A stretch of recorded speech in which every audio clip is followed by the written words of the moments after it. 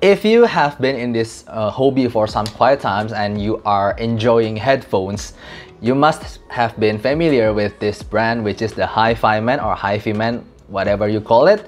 But it's a really nice brand that is quite well known for its planar headphones. Yes, almost all of their headphones are all using planars and they are wonderful. And they are not, I should say, they are selling mid-range to high-end price. And hello and welcome to Aftersound Review, and this is my review for one of their latest product, which is actually the Sundara but with the revision pad. So it will be not the old Sundara but it's the new Sundara, and actually kinda like the naming sense of the Hifiman. Usually they are using somehow Sanskrit name like Sundara, Susvara, and I don't know why, but it feels kind of traditional and unique in some kind of way. Also a bit sacred. It feels a bit traditional. And just like usual, I will review this headphone based on the build, fit, and sound. And I have to say thank you first for Mr. MRHOMMEAUDIO for loaning me this headphone unit. And I should say from the beginning that I'm actually tempted to buy it myself because how good they are. The build quality itself is quite nice. It's using mostly metal. You can feel that this grill is metal. Also the cup is made of metal. Also the hinge here, it's also metal.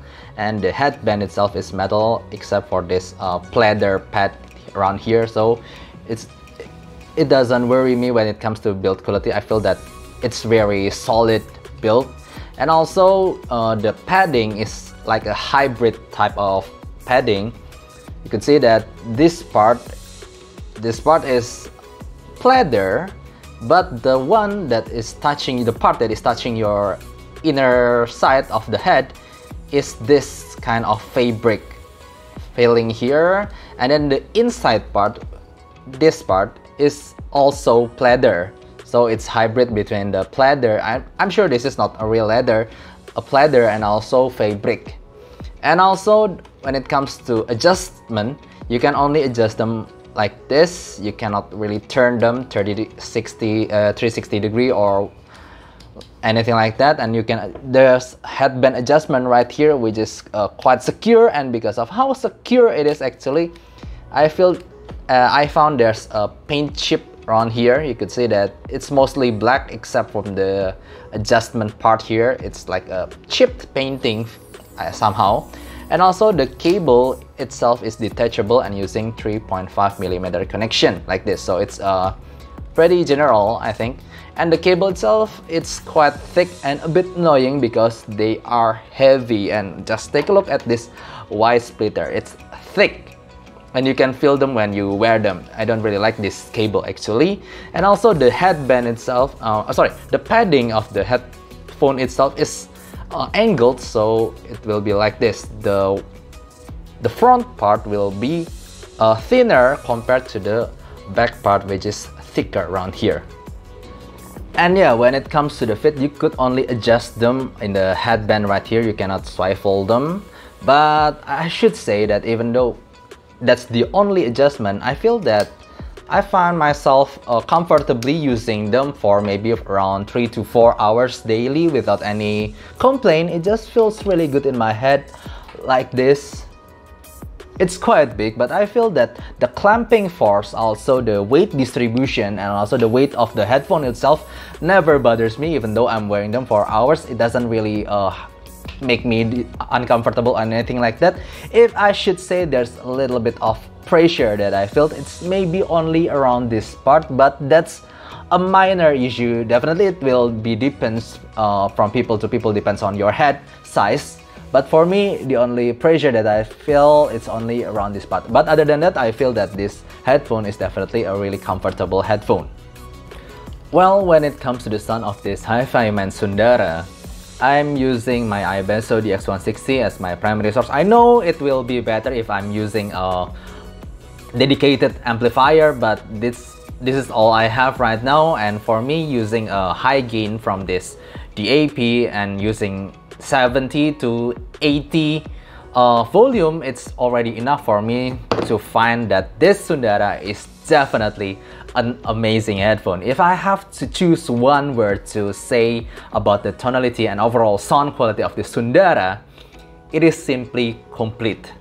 From up to bottom, from the lowest frequency to the highest frequency, I feel that this headphone does not lacking a thing. It feels really well balanced. It feels neutral, and if you have searched maybe for the frequency response of this headphone, you will see in some websites as Chronicles and also some other places in the the latest revision of the Sundara, latest pad revision of Sundara has fairly neutral frequency response, and that's exactly what I hear.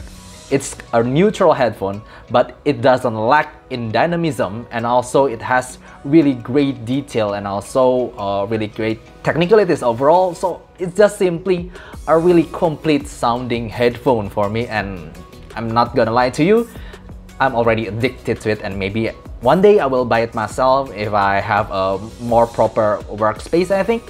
But for now, let me talk about the bass first. The bass, it is simply accurate, if I have to say, when the song itself has that really punchy bass, especially when you hear EDMs and maybe some of the pop songs, you can definitely catch that in this headphone. The bass is thumping, it's really deep and punchy, but it's not really pushed. So if you are a bass head, I wouldn't recommend this to you. It's just a really accurate headphone, but it doesn't have that slow decay. The decay is actually quite fast, but the punch and also the depth of the bass is just simply high quality, exactly from what I want for a neutral headphone. But it's still not lacking in dynamism, so I still could shake my head when I'm hear EDM such from the Calvin Harris or maybe Griffin or to the Chainsmokers. I still find that the bass is still quite fun. It's still enough. It's not lacking, but it's definitely not for bass head. And also the mid-range and the vocal, for me, it's a really transparent vocal that will stay true to the recording, I believe. Because when I'm hearing some of the badly recorded music, I mean some harsh recorded music, for example, Galway Girl from Ed Sheeran. Don't get me wrong, I love that song. I really love that song from the lyric and also the melody, but the recording straight from the beginning, it feels like the vocal is somehow quite harsh recorded in there. And also the Phil Collins, when you hear the song from the Phil Collins, Two Worlds, I hear a lot of, or the Son of Man, I feel that there's a lot of sibilance going on with this headphone, but it's because of the recording mostly. But here's the thing, the sibilance is actually bearable, because maybe this is a open sounding headphone, it's open back, and also the staging is quite big. I found that the sibilance, even though I can feel that, but it's not as, I should say, it's not as hurtful as from what I hear from some really harsh IMs. It's still bearable, and like I said, it stays true to the recording for me.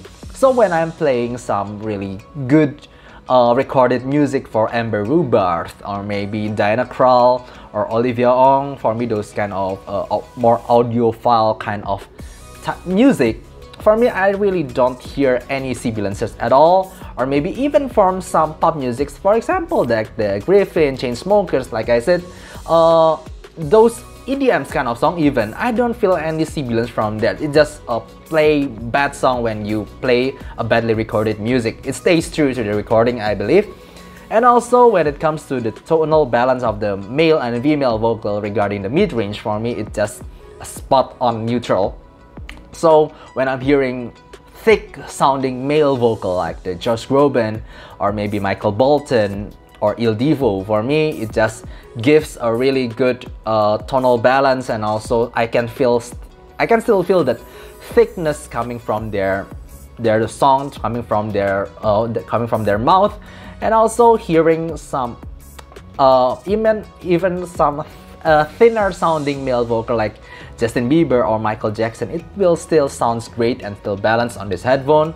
And it's just the same with the female vocal when I'm playing a powerful female vocal like Adele or from soundtrack from music. I feel that the vocal balance when it comes to male and female vocal is just spot on and really stays true to the recording. and the pronunciation of the words is really clear, and it feels kind of raw somehow. It doesn't feel smoothened, so it just really stays true to the headphone like this. And when it comes to the treble, again, it's a really well extended treble and sounds open from plucked strings, and also really high. You hear that airy notes from flute and from violin. So yeah, and the technicality is also really great. At this price point, at $350, I have tried a lot of headphones. I know I haven't reviewed a lot of headphones in this channel, but trust me, I have tried a lot of headphones. And at $300 price point, for me, this headphone is simply the best when it comes to technicalities. The soundstage is really wide with a moderate level of depth, and also really great separation and also imaging. So it's just a really great headphone that sounds complete both in tonal and in technical. So yeah, I'm saying that I really like this headphone. And if you like orchestral music like from Hans Zimmer or Sawano Hiroyuki, you hear that the orchestra and every detail from its orchestral music from every song, you can hear them really well in this headphone without sounding really harsh or really attacking at you. So it's just, yeah, you want to feel this headphone is really special, try to hear orchestral music and then you change to other genre from maybe pop, some rocks, some instrumental, some classical. It will always sound great. So yeah, like I said, I'm tempted to buy this myself. Yeah, it's because it's just that good. And also talking about comparison, unfortunately I don't really have anything to be compared at right now at 300 price point. But you know that the legendary headphones at this price point is usually the HD600 from the Sennheiser and also the HD650. And I should say maybe some of you will like the HD600 or HD650 better because of their tonality and more soothing vocal. But if you like a more neutral sounding headphone and more technical, this is definitely more technical and even easier to drive than those headphones. So yeah, let's talk about the conclusion of this review. Talking about the pros first, yes, for me the build quality is really good. It's just the fit that won't be really good for some people, because I know that I also prefer a little bit of swivel mechanism right here, like the one I have with my Oppo Planar Magnetic 2, so it gives a better comfort. But it doesn't happen here, and you cannot fold them flat to bring them easily.